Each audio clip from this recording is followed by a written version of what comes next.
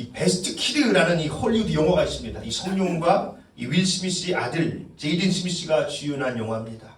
이 드레라는 친구가 아버지가 돌아가시자 미국에서 먹고 사는 게 힘들어가지고 엄마와 함께 이 중국 베이징으로 이민을 갔습니다. 피부색도 다르고 문화도 다르고 그래도 적응해 보려고 애를 쓰는데 이 불량 서클 애들한테 찍힌 거예요. 그래서 맨날 두드러 맞습니다. 또 이놈들이 쿵푸를 배운 거예요. 그러니 뭐 게임이 안 되죠. 우여곡절 끝에 이 드레는 아파트의 관리인이었던 이 성룡에게 쿵푸를 배워요. 그런데 이 친구에게는 안 좋은 습관이 하나 있었습니다. 옷을 그냥 아무데나 벗어놓는 거예요. 집에 오면 그냥 바닥에 던지고 학교에서도 그러고 엄마가 아무리 말해도 안 고쳐집니다. 너 옷 똑바로 안 걸어? 그러면은 그걸 딱 집어가지고 옷걸이에 톡 던지면서 비아냥거리는 표정까지 지어요. 버릇도 없는 것이죠. 이 한은 이놈이 그런 버릇이 있는 것을 알고 있었습니다. 그런데 쿵푸를 배우러 온 첫날도 옷을 그냥 아무데나 벗어놓은 거예요. 그러고는 선생님 제가 뭘 하면 됩니까? 제가 이래야 봐도 운동신경이 좋아요. 빨리 시켜주세요. 그래요. 그랬더니 이 한이 그거 주워 걸어놔. 다시 그거 내려놔. 그거 입어. 벗어. 다시 걸어놔. 이 표정도 그렇게 해야지. 똑같이 던지면서. 처음에는 자기 이 버릇이 안 좋으니까 좀 고쳐주려고 그런가 보다 했는데 계속 시켜요. 맨날 며칠 옷 주워. 입어. 벗어. 걸어놔. 다시 내려놔. 입어. 이걸 수천 번 시키는 거예요. 세상에 지금 애들한테 두드려 맞고 있는데 이 몇 날 며칠 계속 옷걸이에 옷을 걸다가 이 드레가 터졌어요. 선생님 해도 너무한 거 아닙니까? 나 지금 불량 서클 애들한테 두드려 맞고 있는데 언제까지 이걸 시켜요? 그때 한이 옷 주워 그래요. 주워. 반사적으로 옷을 줍죠. 그때 발차기를 합니다. 이 친구가 옷을 주우면서 발차기를 피한 거예요. 옷을 입어 그러더니 공격을 딱 해요. 근데 이 옷이 입는 동작이 마치 무슨 방어 동작 같아요. 딱 막더니 옷을 걸어 양손으로 선생님을 딱 밀면서 공격을 합니다. 이 친구가 수천 번 이 옷을 거는 동작을 반복하면서 나름 쿵푸의 기본 기술과 이 근력을 키우는 거예요. 그러면서 한이 그런 이야기를 합니다. 우리의 모든 동작이 쿵푸다. 남들과 어울리고 제 기술 걸고 하는 모든 게 쿵푸다. 사실 납득할 수 없는 가르침입니다. 계속해서 지금 옷걸이에 옷만 걸라고 시키고 그런데 사실은 그 동작을 통해서 안 좋은 습관을 고치고 쿵푸를 배우고 있었던 것이죠. 사실 주님도 우리들에게 납득할 수 없는 명령을 하실 때가 있어요. 소득의 10분의 1을 드리라고 하질 않나. 만나는 사람에게 복음을 전하라고 하질 않나. 오른뺨 맞으면 왼뺨을 돌려대라고 하질 않나. 구하는 자에게 주고 나를 박해하는 자를 위해서 기도하라고 하십니다. 세상에. 오늘 본문 말씀도 그렇죠. 너무 비상식적입니다. 이 가나안 정복의 첫 관문 이 여리고성 저거를 이제 무너뜨려야 되는 겁니다. 약자들이 이 여리고성을 한번 이 복원해서 재현해냈습니다. 다 합치면 벽이 한 14m 된다고 그래요. 엄청난 것이죠. 이중 구조로 되어 있습니다. 너무나 견고합니다.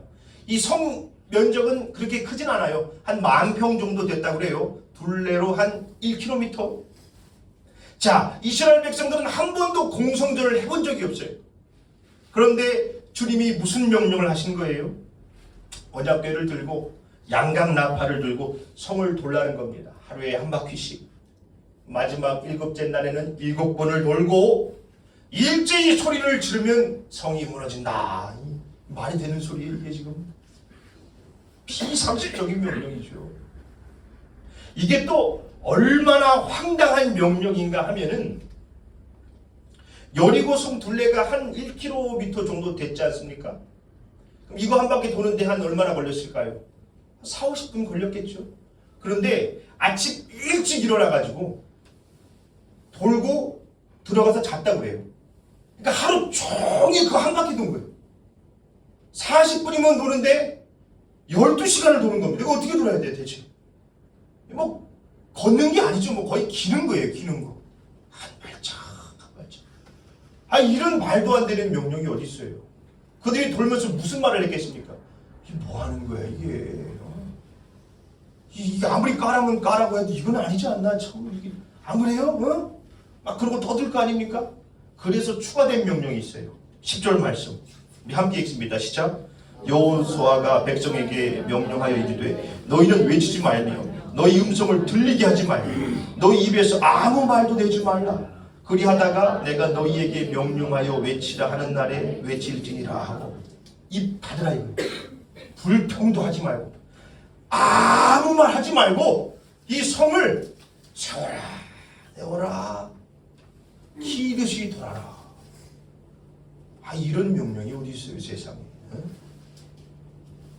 여러분 이들이 여리고 성을 돌면서 무슨 생각을 했을까요? 뭐 하루 이틀이야. 왜 이런 명령을 내리셨어? 이게 무슨 의미가 있어? 뭐 그럴 수 있어요. 그런데 7일 동안 침묵하면서 천천히 돌면서 무슨 생각을 했을까요? 그들은 광야 40년을 떠올렸을지 몰라요. 원래 애굽에서 가나안까지의 거리는 그리 멀지 않습니다. 한두 달이면 갈 수 있는 거리예요. 그런데 그들은 거기를 40년 동안 돌아갔습니다. 사실 이 40년 전에 이곳을 정탐 왔었어요. 당시 그들은 하나님을 원망했고 불순종했죠. 야, 저 사람들에 비하면 우리는 뭐 그냥 메뚜기에 불과해. 우린 다 죽게 생겼어. 게임이 안 된다니까. 하나님 있어도 안 돼. 아니 왜 우리를 애굽에서 끌고 나와서 여기서 다 죽게 만들어? 그 불순종의 결과 그들은 40년을 광야 생활을 했어야 됐어요. 여러분 광야에 뭐가 있어요? 뭐 먹을 게 있습니까? 입을 게 있어요? 마실 게 있어요? 아무것도 없어요. 주님이 주시면 먹고 안 주시면 못 먹어요. 그러니까 광야는 하나님만 의지하는 곳이지요. 장막을 치고 있다가도 이 구름 기둥이 움직이면은 다 그 걷어가지고 따라가야 됩니다. 따라가다가 구름 기둥이 딱 멈추면은 다시 진영을 거기다 딱 갖춰야 돼요. 야, 이제 얼마나 있을라나? 또 움직이네. 그럼 또 가야 되는 거예요. 그들이 결정할 수 있는 일이 아무것도 없습니다. 주님 가면 가고 그냥 서라면 서는 거예요. 광야 40년간 그들은 하나님만 의지하는 법을 배웠습니다. 40년을 돌아 다시 이 성 앞에 쓴 거예요. 40분이면 돌 수 있는데 그 거리를 천천히 고요하게 돌면서 그들은 하나님만 의지했던 이 광야 생활을 떠올린 것이지요. 40년 전 이것이 우리가 주님을 믿지 못해가지고 불순종해서 40년을 돌지 않았나? 주님, 우리가 주님만 의지합니다. 우리가 하는 것이 아니라 주님이 하시는 것임을 고백합니다. 그리고 거기를 도는 거예요. 그렇게 주님의 명령에 순종했더니 어떻게 됐습니까? 우리 여호수아서 6장 20절 말씀을 함께 보겠습니다. 자, 읽습니다. 시작. 이에 백성은 외치고 제사장들은 나팔을 불매 백성이 나팔 소리를 들을 때에 크게 소리질러 외치니 성벽이 무너져 내린지라. 백성이 각기 앞으로 나아가 그 성에 들어가서 그 성을 점령하고. 주님만 의지했더니 그냥 절대 무너질 것 같지 않았던 저 초롱성 여리고가 그냥 한순간에 무너졌습니다. 우리도 이 인생의 여리고 성을 만날 때가 있어요. 여호수아서 6장 1절을 세 번역으로 한번 보겠습니다. 자, 한번 읽어볼까요? 시작. 여리고 성은 이스라엘 자손을 막으려고 굳게 닫혀 있었고 출입하는 사람이 없었다. 자, 성경은 여리고 성이 이스라엘 자손을 막으려고 했다 하지요. 우리도 우리의 인생을 다 가로막는 이 여리고 성을 만날 때가 있지 않습니까? 어떤 사람에게는 이 사람이 여리고예요. 사람. 저 인간은 도움이 하나도 안 돼. 진짜 내 인생을 가로막고 있는 저 인간. 난 너랑은 진짜 도저히 함께 못하겠다. 아니 하나님의 뜻대로 살아보려고 하는데 그 인간이 딱 가로막고 있어요. 직장 동료일 수도 있고요. 이웃일 수 있고 가족일 수도 있습니다. 어떤 사람에게는 이 마음의 상처와 질병이, 처지와 상황이 자기를 가로막고 있는 것 같은 이 여리고성처럼 느껴질 때가 있죠. 나는 못해. 내가 뭐래. 나 같은 사람이 하면 뭐래. 안 돼. 그런 우리에게 주님은 아무 말 하지 말고 나를 막고 있는 저 여리고성을 천천히 돌라 말씀하십니다.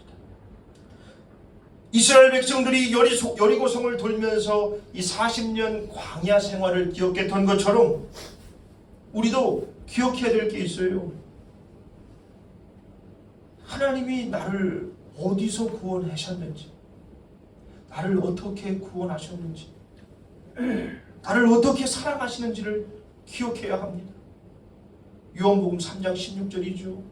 하나님이 세상을 이처럼 사랑하사 독생자를 주셨으니 이는 그를 믿는 자마다 멸망하지 않고 영생을 얻게 하려 하심이라. 우리가 이 일에 한 게 뭐 있어요? 아무것도 없습니다. 우리는 그냥 믿기만 했지요. 믿기만 하면 죄사함 받아 하나님의 자녀가 됩니다. 저 여리고성을 무너뜨리는 것도 마찬가지입니다. 그 인간을 내가 어떻게 변화시켜요?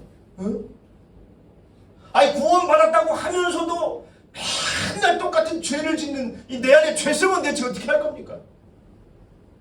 도저히 해결될 것 같지 않은 이 상황, 이 문제를, 이 여리고를 내가 어떻게 무너뜨릴 수 있습니까?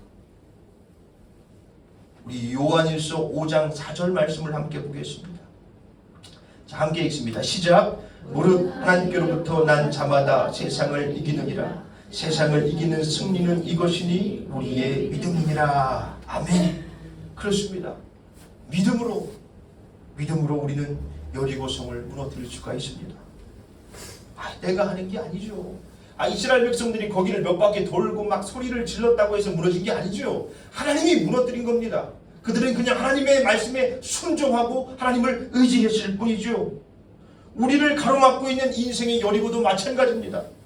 우리가 그거를 뭐 해가지고 무너뜨릴 수 있는 게 아닙니다. 주님을 믿고 의지하는 거예요. 주님이 나와 함께 하시는데 내가 이게 뭐가 이게 문제야? 이게 주님이 이루어 주실 거예요. 주님이 변화시킬 거예요. 주님이 무너뜨릴 거예요.